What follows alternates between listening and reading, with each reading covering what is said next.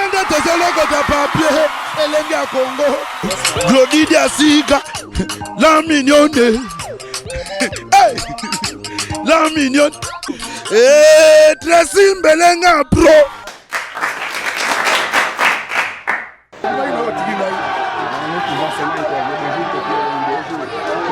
Quelle réaction vous avez aujourd'hui après la disparition de Papa Wemba? Je suis bouleversé, je suis très triste. On a perdu le pied majeur de la musique de notre pays. C'est une catastrophe, c'est un drame terrible. Sophie Olomide, comment vous avez appris cette nouvelle? Les gens ont commencé à m'appeler très tôt le matin. Et je ne voulais pas croire. Tout le monde qui m'appelait, je disais c'est faux, c'est pas vrai. Donc voilà quoi.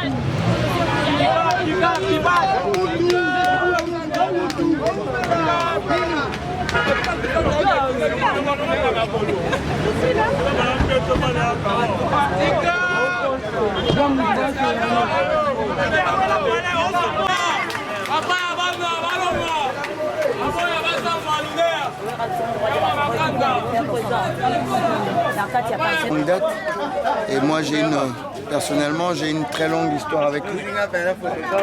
La semaine dernière encore on était au téléphone ensemble et voilà, c'est très pénible. La seule chose à la limite qui me fasse plaisir, c'est qu'il soit mort sur scène. C'était un vrai artiste et il s'en va sur son lieu de travail, sur son lieu de plaisir. Il n'avait plus besoin de faire des concerts, mais il le faisait par joie, par plaisir. Je garde la semaine dernière, on a eu des moments de fou rire ensemble et c'est compliqué de parler. C'est compliqué de parler et tout ce que je peux dire c'est au revoir l'artiste. Merci beaucoup. Parce que mon est toujours beau frère, un grand artiste, Akoufi, na scène. Ndenge ba grand ba kufa ya mondo na scène il est pas kufa na scène ayeba musala musuta par musique akena ko honorer contrat na ye ba Magic System ba 509e festival ba bengi akei ba beti nzamba souye qu'est-ce qu'on soit loué mais to perdre un grand Afrique et perdre un grand, un très grand. Merci vraiment na yo bien na ya ka na mama Amazon akoma sur place na Abidjan pona ko bongisa mobile na ye ko tala nzota mobile na ye bongo ko ya awa na Congo pe to sengeli susu na gouvernement batia avion Congo Airways et qui ne reçoit ebembe ya Papa Wemba po azali na rang munene na kata mboka na biso oyo boyebi tata mokonza mboka wota ko tombola ye na rang ya cordon. Donc ezali matanga munene tozana matanga munene penza to la muki tongo sous le choc. Biso monga moko na na grippe ezo nikanga mabe me batutu ba ya to yeka parce que to kotika bongo te. Donc moi discipline zala, moi respect zala. Oyo akopata mibeko ya mboka ezakozala nzoto na ye. Pas de publication inutile. Yebaka que réseaux sociaux koko na te mutasala yango azali d'autres à partir IP toyei kolandela bato nyonso tu oyo bakomi komona liwa ya bato bayebana lokola nguba to lokola mapa.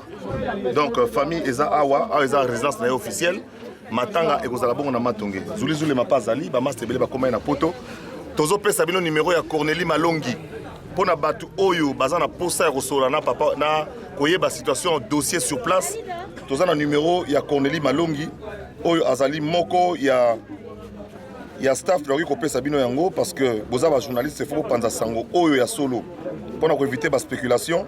Excusez-moi na luka numéro ngo rapidement. Cornélie Malongi aza na Côte d'Ivoire yende muto accompagnaki papa Wemba sur place plus 225 87 53 72 97 plus 225 on ezali code ya Côte d'Ivoire 87 53 72 ou 72 de Tolobagawa et puis 97. Merci mingi pona bino bo panza sango wana nyoso le kana kimia ti na ndenge programme ko salama. Merci. Merci.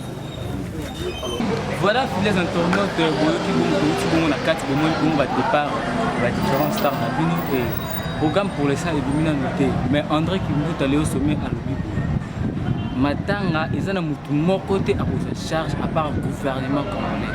Gouvernement congolais de charge ya makambo nyonso ils offrent des avions pour ba a délégation ya Kin et ba bango tina Côte d'Ivoire ils ont bango awa ezana mutu moko te ko se prononcer que yenda zu matanga en charge matanga ils ont mis en charge maboko ya gouvernement congolais na biso tout le monde délégation va se payer basana bomo image André Kimbuta bazaki ba personne mais tout cas moi matanga et comme nango place ya polémique matanga comme place ayo la biso succès na ye tout le monde a fallu na Kofi affrontement comme il fallait bomai mais yango tende biso to like en tout cas bana mutembo za occasion na biso na elenga.com et beau juger ba image pour nous et d'ici là portez-vous très bien tous se retrouvent vous a toujours connecté pour un éventuel programme na biso bye bye. Salanda tozoloko ta papier elenga Congo Glodidi Asika la mignonne hey la mignonne Tracy Mbelenga pro